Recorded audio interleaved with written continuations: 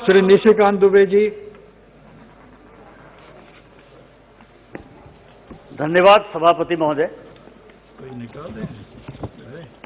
राष्ट्रपति के अभिभाषण पर मैं स्पीकर का डायरेक्शन 1151 और 2 नॉर्मल जो है वही करो। उसके आधार पर कुछ explanation leader of the party Congress Adhir Chowdhury साहब से पूछने के लिए खड़ा हुआ हूं। आप अपने वक्तव्य दीजिए। जी सभापति महोदय, संजोग बढ़िया है हमारा कि आप खुद अधिष्ठापित हैं इस चेयर पर, और इतिहास को जो डिस्टॉर्ट करने का इस देश में कांग्रेस पार्टी ने ठेका ले रखा है उससे एक पीड़ा होती है। कल उन्होंने एक स्पीच कोट किया या एक रेफरेंस कोट किया भागलपुर का एक अधिवेशन का हिंदू महासभा का। संयोग है या दुर्संयोग है सर कि मेरा खुद का जिला भागलपुर है, मैं भागलपुर में पैदा हुआ और 1941 के हिंदू महासभा के अधिवेशन को उन्होंने कोट किया और मुझे लगा कि कहीं का ईंट कहीं का रोड़ा भानुमति ने कुनमा जोड़ा।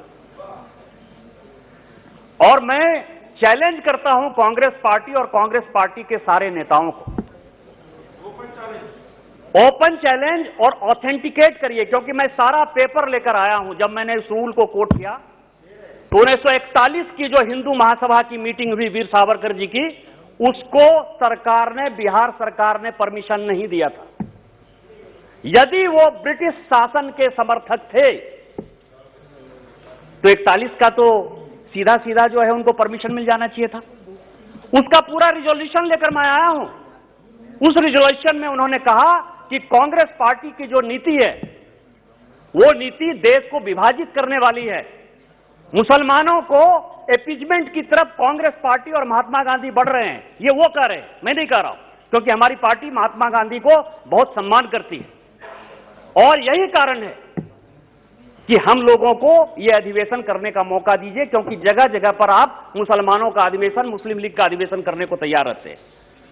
मैं लेटर लेकर आया हूं सर, जो उन्होंने टेलीग्राम किया चर्चिल को 1942 में, और उसमें उन्होंने कहा कि देश की स्वतंत्रता जो है हमारे लिए सर्वोपरि है, और यदि आप हमसे कुछ मदद चाहते हैं तो हम आपसे केवल एक मदद चाहते हैं कि देश की स्वतंत्रता हो जाए।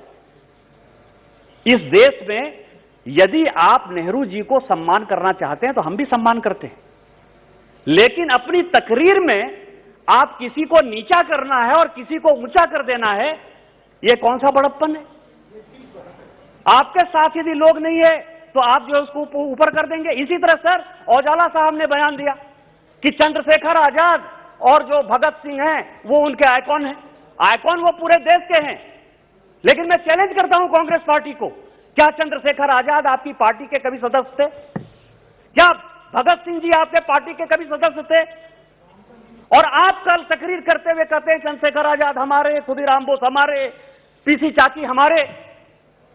तो मेरा यह कहना है कि कांग्रेस पार्टी, दूसरा सवाल है सर कि कल इन्होंने गवर्नमेंट ऑफ इंडिया एक्ट की बहुत बात की।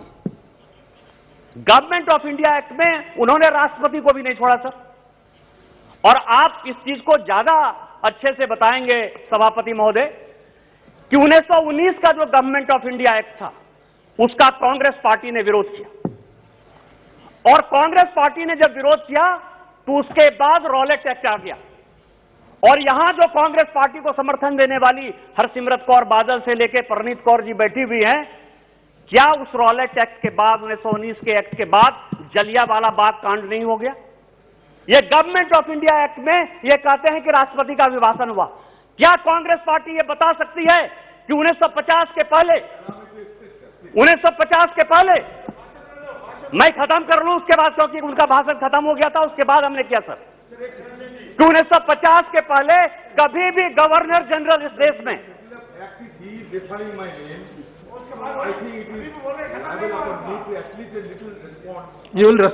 मेरा खत्म होने दीजिए फिर आप एक्सप्लेनेशन दीजिएगा, मैं आप ही से पूछ रहा हूं। 1919 के गवर्नमेंट ऑफ इंडिया एक्ट के बाद क्या कांग्रेस पार्टी ये बता सकती है कि 1950 में कॉन्स्टिट्यूएंट असेंबली बनने के पहले कभी भी दोनों सदन को गवर्नर जनरल ने संबोधित किया? एक भी दिन नहीं किया। और यदि गवर्नर जनरल ने संबोधित नहीं किया तो इस प्रेसिडेंशियल एड्रेस में इस तरह का रेफरेंस कैसे सर? तीसरा सवाल वो यह है कि मैं आरएसएस का स्वयंसेवक हूं, मुझे गर्व है। मैं भारतीय जनता पार्टी का एक कार्यकर्ता हूं, मुझे गर्व है। कल उन्होंने will you concede? No sir, मेरा पूरा होने दीजिए सर, मेरा पूरा होने दीजिए सर। Let him complete.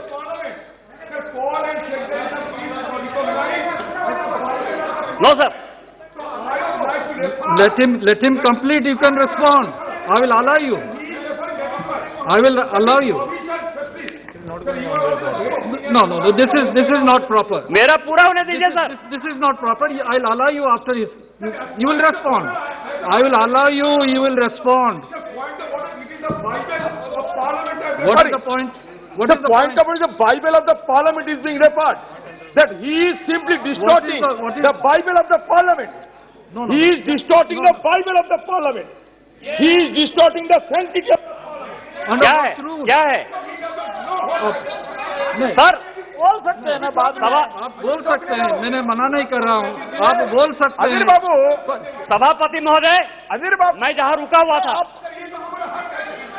कि मैं आरएसएस का स्वयंसेवक हूं और भारतीय जनता पार्टी का कार्यकर्ता होने के ऊपर मुझे गर्व है।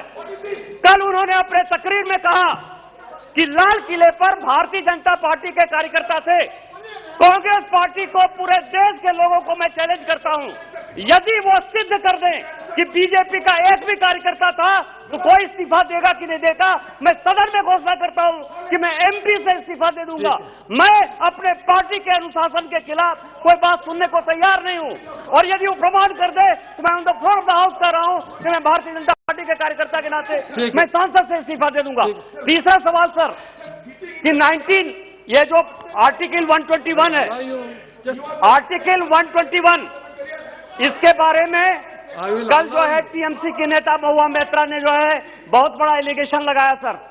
क्या इस कांग्रेस पार्टी को और किसी विपक्ष को यह है कि 1973 में, 1974 में एन राय जो है किस तरह से चीफ जस्टिस ऑफ इंडिया बन गए थे, 3 लोगों को किस तरह से बाईपास किया गया था, चंद्रचूड़ साहब कैसे बन गए थे, केशवानंद भारती केस में एन राय ने किस तरह का डिसेंट नोट दिया था, क्या ये कभी पार्लियामेंट में डिस्कस हुआ?